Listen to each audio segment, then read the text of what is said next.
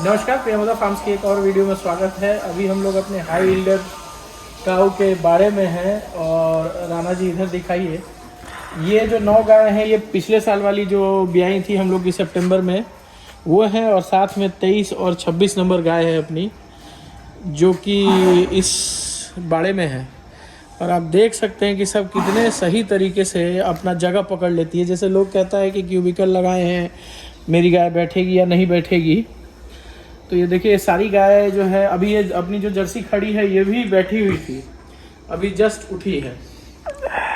और दोबारा से हम लोग जो है इन लोगों को गाभिन करने का कार्यक्रम चालू कर चुके हैं। इसमें जो अपनी 10 नंबर है, 9 नंबर है, 22 नंबर है और 3 नंबर है, इन सबको अरमड़ा का सेक्स्ट सीमन पड़ा हुआ है। इसके अलावा अभी एबीएस अरमड़ा का अपने पास 6-7 स्ट्रॉ और बचा है, जिससे और जो भी आगे गाय होंगी हीट में आती जाएंगी उनको उस तरीके से गाभिन करते चलेंगे हम लोग। तो देखिए डेयरी का सबसे पहला और सबसे ज़रूरी चीज़ ये है कि गाय ब्याने के बाद 100 दिन के अंदर दोबारा गाभिन होनी चाहिए।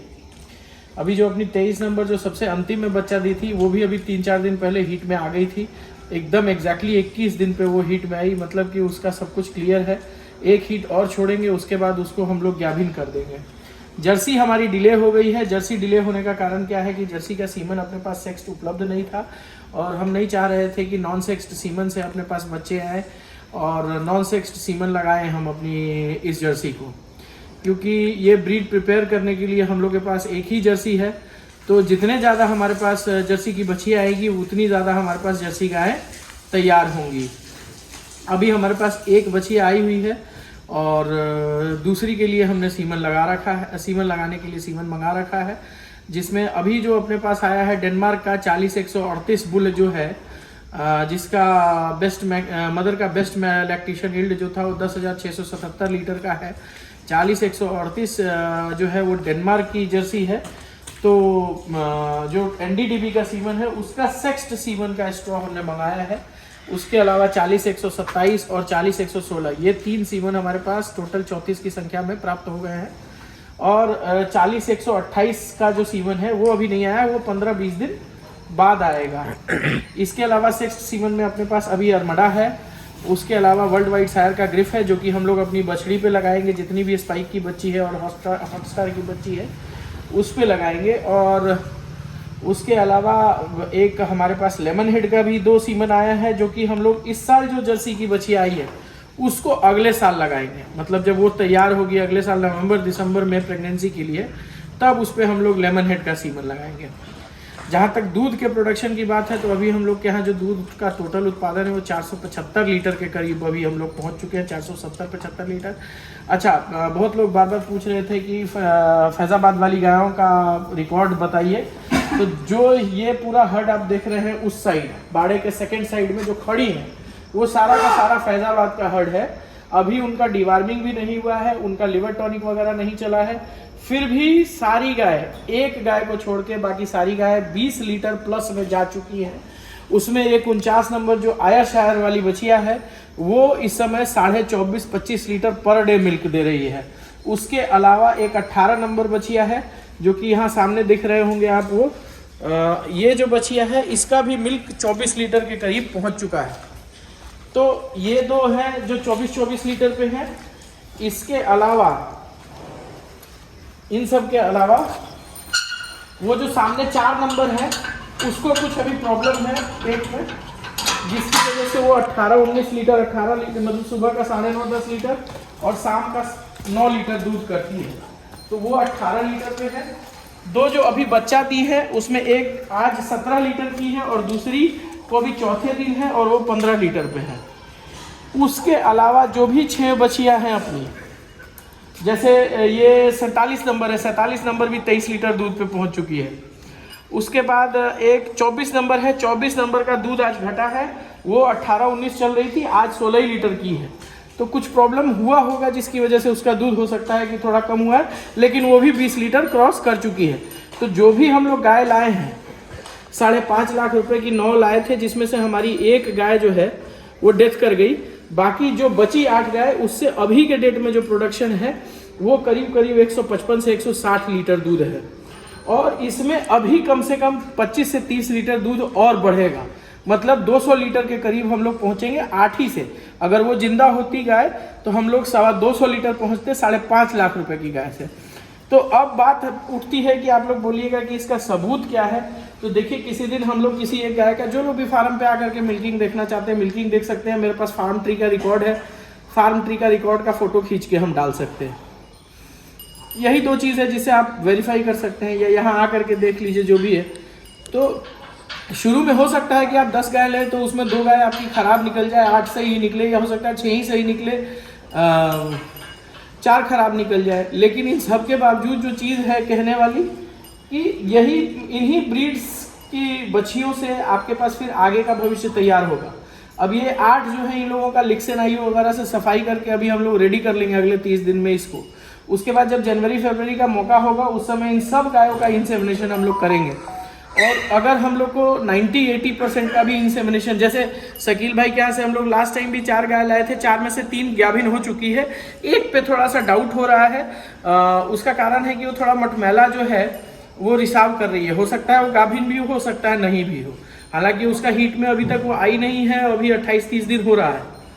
और एक अपनी 3 नंबर को सीमन पड़ा था, पता नहीं क्या है, वो फिर से जो है थोड़ा रिसाव कर रही है, लेकिन अभी उसको हम लोग कंफर्म ये नहीं कर सकते कि फेल कर गया है।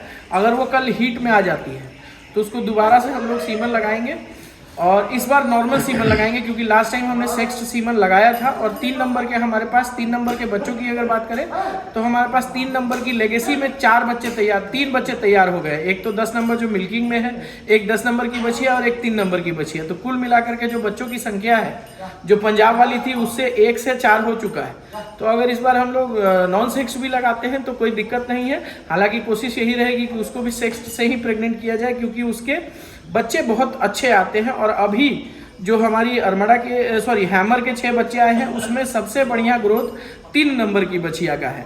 जो 3 नंबर हम लोग पंजाब से लेके आए थे वो मिल्क में भी 28-29 लीटर 30 लीटर दूध कर रही थी। अभी वो 27 से 26 के बीच में है।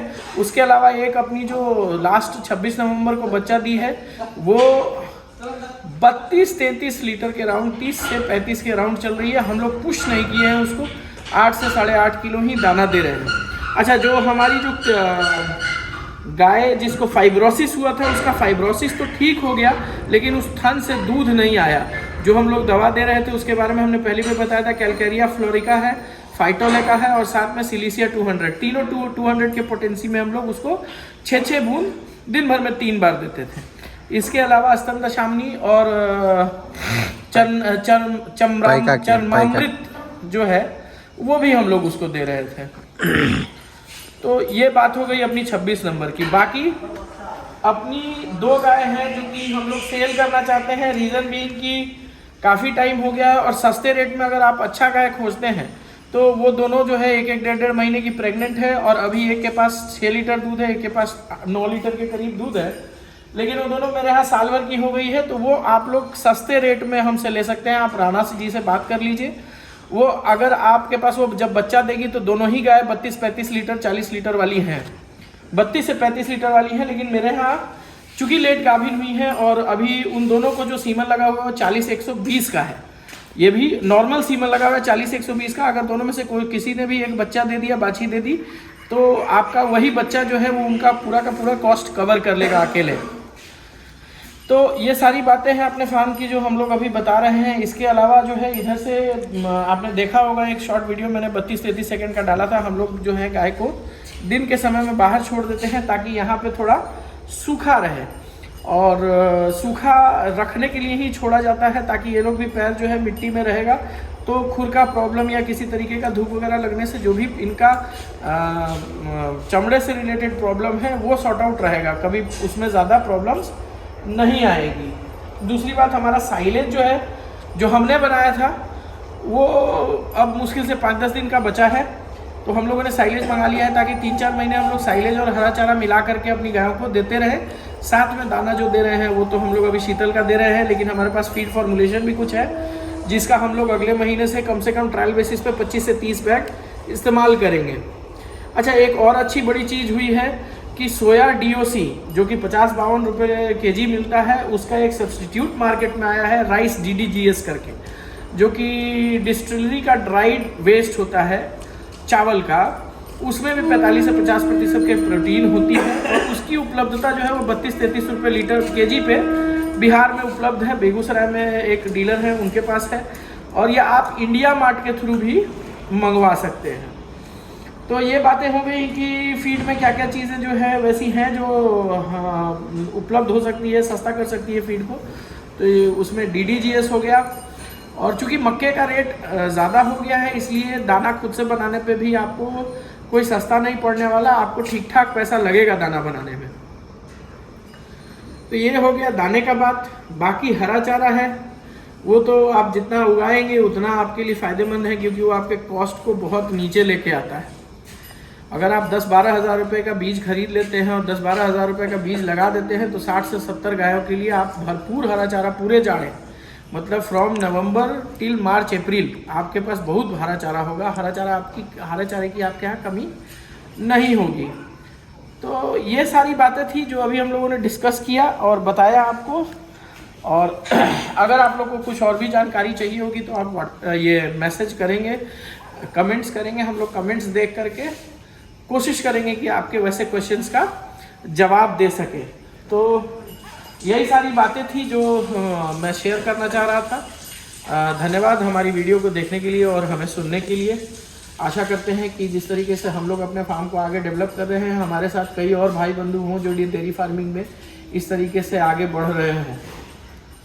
तो यही था इस वीडियो में। धन्यवाद।